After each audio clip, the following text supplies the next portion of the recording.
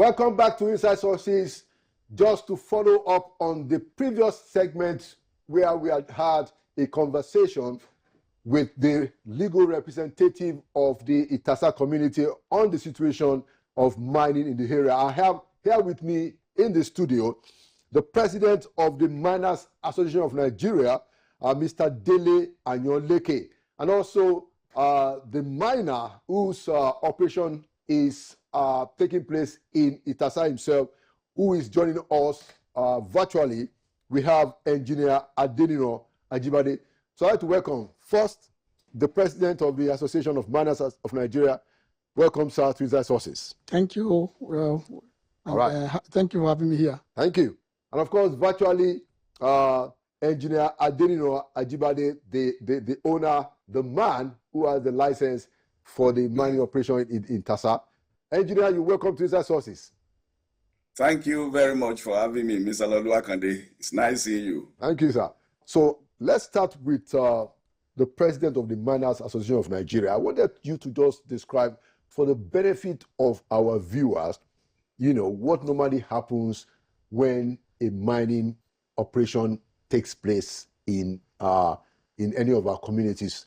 Now, I'm sure that you will have heard yourself that there's quite a bit of opacity. People don't know what it is. There are claims of a lot of underground mining without appropriate relationship with the community, that some people don't even have the licenses, and that many things happen even without people getting the proper legal system. So, as the president of the Miners Association of Nigeria, can you just describe to us very briefly, in your own view, what happens around mining operation sites in Nigeria? Oh, well, thank you very much. I just want us to know initially that mining is a legitimate business, and before you can call yourself a miner, you must have obtained certain documents. Take, for example, you need to be properly profiled by the Ministry of Soil Mineral Development through one of the agencies known as a mining cadastral office. If you have not obtained a mining title, because you have so many of them, if you have not obtained any one among them, then you are operating illegally. And the reason why we have this legal operation is that it's as a result of the history of the mining operations in Nigeria. Initially it was being done by expatriates. As a result of some of the decrees, some of them left. And when they left, it seemed, and oil now came up on board as a cash cow for Nigeria. The government also seemed to have forgotten about mining. So that one gave room for a lot of illegality operating the business. So, but when the government now opened eyes and they are now coming in, right. They are still cleaning the table. But definitely that situation, that scenario has actually caused a lot of infiltration in terms of illegal operations in the business. So presently, if you are not a title holder in the business, you are a illegal operator. Okay. And don't also forget that we have a lot of artisanal. These are scavengers. Yeah. They just carry shovel and digger. But some of them discover where we are mining today, that we call where mining companies are operating today, because of their knowledge of the deposit. So they first of all, when go to any area they discover there is a likely deposit, they begin to excavate with their crude implements until they get to a stage where they can no longer continue. When they get to hard rock, they can no longer continue. So we are still having that all over. You see them, dry season is coming now. You see abandoned farming, you come to all those areas where there are such opportunities for them to make a living. All right. So the follow-up to that is that, so in your view, is it the case, or based on your knowledge, that we have a lot of illegal mining going on, especially with the collaboration of foreigners? Well, you can't rule that out. And because when you look at what's happening in Nigeria today, take for example, because of this banditry, all this kind of criminality going on around the mining spaces, some of these places have been banned. And I mean, mine operations are banned here. But even when they say they ban mine operations, there are no enough security agencies to make sure they police the place. So you have all these foreigners sponsoring this artisanal to go and dig for them and cut away our minerals. So there is a lot of, I agree with you that quite a few places we have all these foreigners sponsoring our people into the bush to do illegal job for them. And we also have some other legitimate mining companies who have some of these foreigners as their partners. Yeah, absolutely. I can imagine. All right, good. Let's take it to Engineer Adinu Ajibade, who seems to be the eye of the storm. We just had a segment with a legal representative of the community. Actually, we spoke with Comrade Femi Aburishade, who alleged that you started operations in the Itasa community without an approved environmental impact assessment, and also with a contested community development agreement. So Engineer Ajibade, can you please respond to those claims?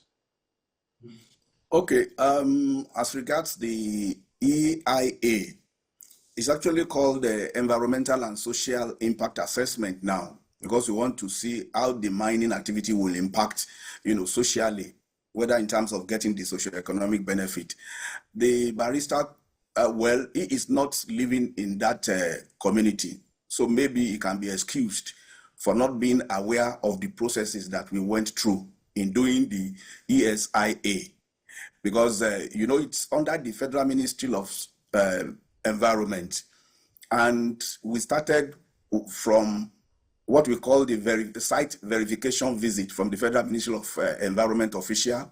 We did what we call the scoping workshop, where the people in the community, the different segments of that particular community, they were all represented. And then we did what we call dry season data gathering, because we appointed consultant experts to handle all these aspects of the job. They did the dry season data gathering, they did the wet season data gathering, they wrote their comprehensive report, which we put in all the relevant locations: the State Ministry of Environment, the local government, the community. We put it there for some 21 days. And there were advertisements and even jingle in radio and newspapers. So we went through all these before we did the review, panel expert review. And then we already have an approved EIA. But it must be put on record that actually at a stage, the barrister was actually discouraging the community from participating in the process of the ESIA. I'm aware of that. Of course, the community cooperated with us, and then we have all our EIA ready. Everything is already, in place. Concerning the CDA, we had a CDA with the community in September 2019, which we executed. Even some of the projects contained in the CDA, we actually surpassed the implementation of those projects, because if it is convenient for the company should do more. That's our own belief. So there is a road, a 15-kilometer road from Bedu within the community to Ohori village, which is actually a rural road. But most of the farmlands in Itasa land is actually located there, and they needed that road to be able to evacuate their farm produce.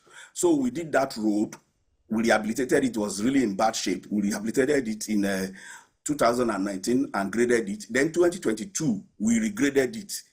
So it was in 2022 that the lawyer, we went for a meeting in the office of the lawyer, and the lawyer requested, the community actually requested for a review of the existing CDA then. So, and we agreed, and the community assigned the lawyer to actually do the review. Unfortunately, it took the lawyer 28 months, from August 2022 to December 2024, to come up with a review. I kept, emphasizing to the community that whatever you are producing is going to be a draft. Whatever draft the community brings, they have the right to, have the ambition to say, okay, this is all we want. But the ministry, under the Mines Environment Compliance Department, they are the ones that will supervise the process of developing the CDA, and they are in stages. One is that you do what we call the commencement meeting with the ministry will talk to the company as well as the other stakeholders and educate all stakeholders and be able to manage the expectations of all stakeholders so that there won't be so much conflict. So that meeting, at a stage when the man was delaying, the Mines Environment Compliance, they held a meeting with the Itasa community in December 2024. And after that meeting, that was when he dropped the something. And he just sent all the copies of the draft to me and said I should sign it and then returned it. And in that particular draft CDA, he was saying that he requested that we want to be doing when you say, who are you referring to, engineer? Who is the E? The barrister. That's the barrister, because everything came from Mr. Aborishade. Femi Aborishade. All right, okay. He actually sent the draft and then contained in that particular draft CDA are covenants like production sharing, 30%. We are not even sure the mining company is making 30% of profit, but the community wants to take 30% of the mineral production, which is illegal. Then he also talked about 70-kilometer road to be tarred in all the roads leading and linking that particular community to neighboring places to be tarred, and then building an ultra-modern palace, ultra-modern shopping mall, ultra-modern town hall, giving scholarship to 70 people, 70 students, both in Nigeria and abroad. So when we looked at all these things, we made our own counter proposal. And when we made our own counter proposal, these are the things that our resources can sustain. Because we don't want a situation whereby we are going to be agreeing to some things, and then all of a sudden we don't have the resources to implement those projects. The crisis will just continue to drag on and on. So we try to be as fair as possible. We talked about boreholes. We already even drilled 5 boreholes under the old CDA, and we contributed to building of the community health center. In fact, we were going to now drive the community health center because they said the road and the community health center was their priority, because they already had the equipment, the medical equipment for the community health center stored over a long time, so that before it will get bad, we should just finish that particular structure. So we had very good understanding with the community, but it's like the chief, the kings, they gave a lot of respect to the barrister, believing that, he's and that is doing so well. In fact, we planned one specific thing, which was that under the draft CD that we are saying, we said we want to set up a cooperative for the women and put some lump sum there, so that every family in Itasa will feel the effect of that particular cooperative. Instead of them to negotiate under the Mines Environment Compliance, we're supposed to have a negotiation meeting. What they were saying is that stop work, leave the site, and that is not what should be. Okay, engineer, thank you for your perspective. I just want us to nail down a few things. Now, the environmental and social impact assessment, like you said, I understand, and I've heard you now and even in previous videos to say that you have done the report and stuff, but you don't have an approval from the federal government as yet. We already have the approval. Okay, so when did you get the approval? That should be about 3-4 months ago. Okay, but a lot of activities culminated in that one, and it is still an ongoing thing. With the approval, you still need a lot of activities, because when we talk about the life of a mine, just like you keep exploring through the life of a mine, you keep managing the environment, and the ministry is always on our neck to make sure that we do the needful. Okay, yeah, but my point is that between the last time you spoke in some of the videos in the social media where you considered in your interview with Mr. Edmond Obilo that you hadn't received, and that was a recent interview, you confirmed in that interview that you hadn't received an approval from the Ministry of Environment. And I also... I said it. Yes. I said it there that we have done everything we needed to do. Yes. And we are not the ones that will fast track whatever is coming from the ministry. Yeah. So you are now saying that... we waited on them, and eventually the approval came. So you are now saying that there's an update. You now have the approval from the Ministry of Environment. Yes, that's the update. Okay. We have the approval. And I can always send you a copy of the certificate if you need, sir. Okay, yes, certainly. And then the status of the community development agreement is what? Because, you know, your description itself shows that there isn't an agreement as yet. What is the status of the community development agreement today? The status of the community is that the community generally now, those people that are living within that community that are impacted by our mining activities, I think they eventually freed themselves from the stranglehold of that destructive lawyer. So they called his bluff and said, look, he's not playing any positive role and the community is losing. So they now sent us a letter some 2 weeks ago where they now eventually agreed that we should hold a meeting first week in August. So that is supposed to be the negotiation meeting, which we should have been held from the beginning of the year. Okay, all right, yeah. I mean, Comrade Aboish himself spoke about that forthcoming meeting. And he also said, you know, that he is a member of the community, because you keep referring to him as if he's not a member of the community. You know, I mean, he said he's also from that community himself. He's an indigene of the community. And for him, being a lawyer, I expect a better understanding from him of the law and the processes. That's okay. I mean, you guys can have the differences of opinion, but I'm trying to say that he also belongs to that community. Even if he doesn't live there, he hails from the community. I just wanted to clear that up. The next question I'd like to ask you, engineer, before I bring it back to the president and then we close, is now, how do you respond to the position that mining operation shouldn't start until all of these things have been completed? That you and many other people, not just in that instance, you have commenced operations without all of these things, CDA sorted out, EIA or EISA as we call it, sorted out, that you were engaging in the operations without those things settled, which is the position of the law. How do you respond to that, engineer? Yeah, I think, you know, sometimes when it comes to regulation, you find that it's actually an evolving process. The first law says that even before you carry out exploration, you must do a complete EIA. And now, if you have exploration licenses and you have to do EIA on all the exploration licenses where you have minimal disturbance of the environment, then definitely, obviously we were like trying to educate, you know, that look, oh, this is not practicable. That is for the EL, for the exploration license. And over time, the regulators came around to say, look, you cannot be requiring a full-scale EIA for an exploration license holder before he can be able to carry out his exploration.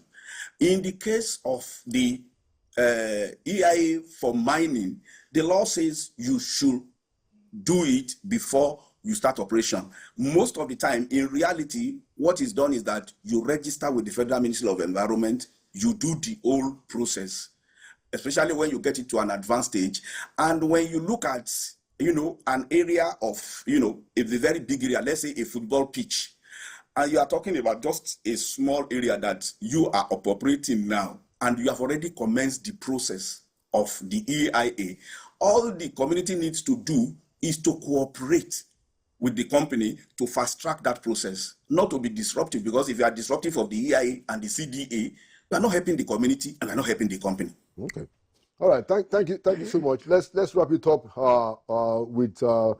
Anyoleke. So I wanted to ask you, just as a general perspective, that what's the view of your association in the way the miners and the community relate? Because clearly, the situation in Itasa is not in isolation, to the extent that there are even violence in other communities about how these things are done, you know, when do we start it, and then the environmental degradations, you know, that the communities suffer because of the operation. So as an association, how do you guys, what was the ideal that you tried to achieve, and how do you manage those tensions?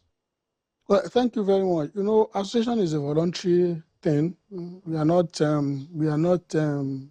packaged by any, apart from assessing our rights. We are coming together as investors in mining business. Those questions on how to manage also should better be related to the regulators. But that does not mean that I don't have an opinion on that. You see, I just want to appeal to every mining community to ensure that, because mining is a knowledge industry, every community, once you know that you have deposits of any mineral at your backyard, please, it's just better for them to get knowledge. I become what I am today through community engagement in mining. Maybe you don't know that I have a relationship with Engineer Jebade. I can imagine. Komu and Itasa share boundary. I'm from Komu. Okay. In the same local government. We share boundary with Republic of Benin. We are Itasa and Komu. We are neighbors. Are you in the same local government? We are operating in the same environment. Different local government. No, it's operating even in the, because let me tell you, like it's like the boundary between Komu and Itasa is like this. Okay. And Jebade Archetype is operating both here and here. Okay. So we are together. All right. And maybe you don't know that he's presently the president of Gemstone Miners and Marketers Association of Nigeria. At the same time, the secretary of BOT of MAN, which I'm the president. The Manufacturers Association? No, MAN, Miners Association of Nigeria. Oh, okay. Yes, we are also MAN. Okay, also MAN. Okay. So you see, That's true. I just want to appear. I've made some moves to talk to Professor Comrade Abu Shadi. I've called this out and didn't pick my call, to tell him that we are from the same environment. Whatever affects Itasa will affect Komu in terms of all these issues we are talking about. Right. And I've tried to call him so that we can meet. I can educate him. If there are any areas where Archetype has not been doing things right, let us sit down. You can't win this war through this praise and propaganda. It is just better we sit down. So talking in terms of what transfer between communities and mining companies, it is just good that each community should sit down, look at what the law says. Even beyond what the law says, there are laws and our culture. There are some companies that they can do even beyond whatever the law says. I brought here a copy of the revised CDA guidelines. Okay. People should get knowledge. Let them have knowledge of what is the requirement for any mining company, what is the requirement of any community. In our case in Komu, when minerals were discovered, the people in the mines office, in the mines office in Ibadan, they came to our community and they advised us that for us to be able to know and have a say in what's going on at our backyard, it's better that we get involved. That is why some people come together in the town and they incorporated the company. So we are operating side by with other companies operating in that place. We can regulate between the community demand and whatever the company will say they want to do. Through that one, we set up a committee known as Community Mining Committee that interfaces between the mining companies and the community in terms of all this issue of EIA, CDA, things like that, so that we are able to help the community to regulate their demands. And at the same time, no mining company can tell us lie income in terms of what it's producing and what the law says it should do for us. So the community should please get knowledge, because they cannot stop mining from taking place unless it's not discovered. See, even where the government said they put a ban, people are still working there because there are not enough human and logical capacity for government to regulate and to stop all these operations. In any case, the minerals are there for the benefit of everybody. Yes, and there are laws and regulations that can take care of this issue of impact, environmental degradation, social disruptions. The problem we are having in that regard is that like I've said earlier, we don't have enough human and capacity at the regulatory agencies to be able to make sure that all these things are well taken care of. All right. Thank you for coming. Thank you, Engineer. Thank you, President. Thank you very much. For coming to Inside Sources. And that wraps it up for our edition today. Like we always say, Nigeria will prevail because we will keep on to push the important issues, and we believe that one day Nigeria will get a big break. Thank you for watching. My name is Laudo Akode, and by the grace of God, I'll see you at the next edition.